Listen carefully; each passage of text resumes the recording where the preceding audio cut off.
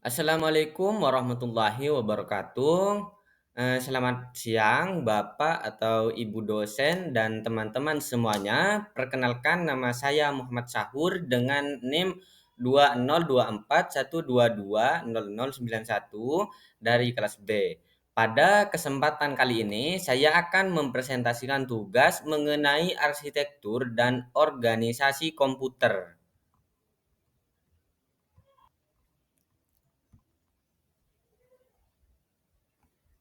Pada slide ini, saya jelaskan tujuan dan tugas ini, yaitu memahami perbedaan antara arsitektur dan organisasi komputer, cara data dipresentasikan, bagaimana CPU bekerja, serta jenis-jenis memori.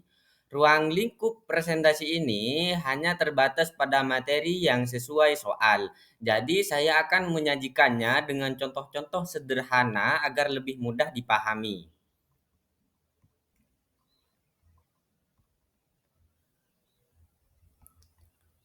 Di slide ini saya jelaskan perbedaan antara arsitektur komputer dan organisasi komputer. Arsitektur komputer lebih menekankan pada desain logis, misalnya kumpulan instruksi yang bisa dipahami oleh programmer. Sedangkan organisasi komputer lebih ke implementasi fisik dari arsitektur tersebut, seperti bagaimana unit hardware dipasang dan bekerja. Contohnya, arsitektur x86 ada di banyak prosesor, tapi organisasi Intel dan AMD bisa berbeda.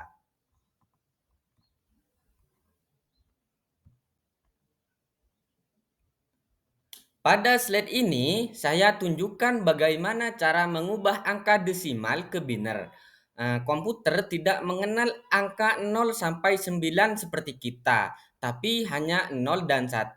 Misalnya angka 62 dalam desimal jika dikonversi ke biner, hasilnya adalah 111110.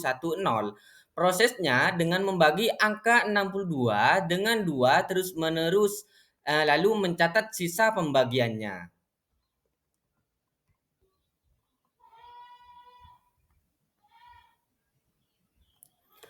Komputer menggunakan sistem biner karena tiga alasan utama. Pertama, dari sisi fisik hanya perlu dua kondisi yaitu on dan off, yang mudah diwakili dengan listrik.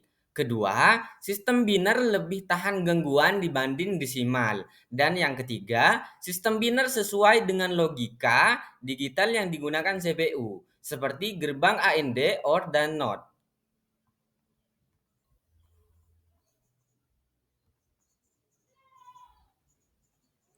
CPU dapat kita lihat dalam dua bagian besar. Pertama, bagian pemrosesan yang terdiri dari ALU dan register. ALU menangani operasi hitung dan logika, sementara register menjadi tempat penyimpanan sementara yang sangat cepat.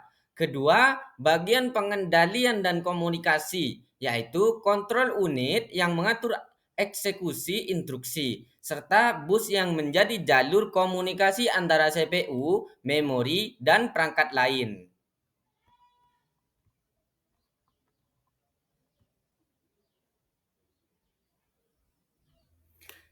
CPU menjalankan instruksi dalam siklus yang disebut instruction cycle.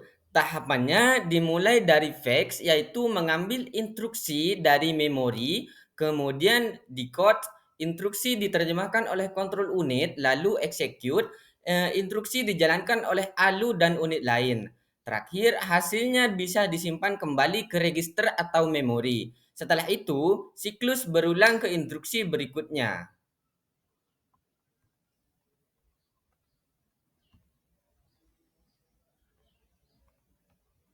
Perbedaan memori dalam komputer bisa dilihat pada fungsi, kecepatan, dan ukurannya. Register adalah yang paling cepat tetapi ukurannya kecil.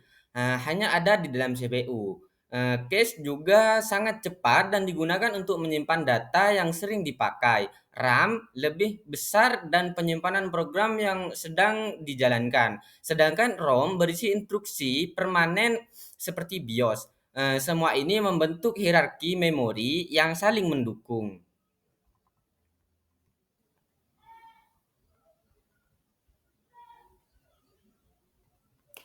Cache bertindak sebagai penyimpanan data yang sering digunakan sehingga CPU tidak harus selalu mengakses RAM.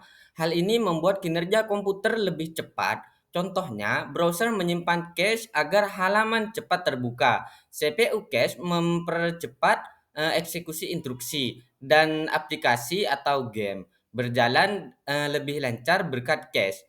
Eh, dan seterusnya. Materi ini saya susun berdasarkan buku Computer Organization and Architecture oleh William Setting, ditambah referensi online seperti Geeks for Geeks, Wikipedia, dan Tutorials Point. Mungkin cukup kali ini presentasi saya. Terima kasih. Wassalamualaikum warahmatullahi wabarakatuh.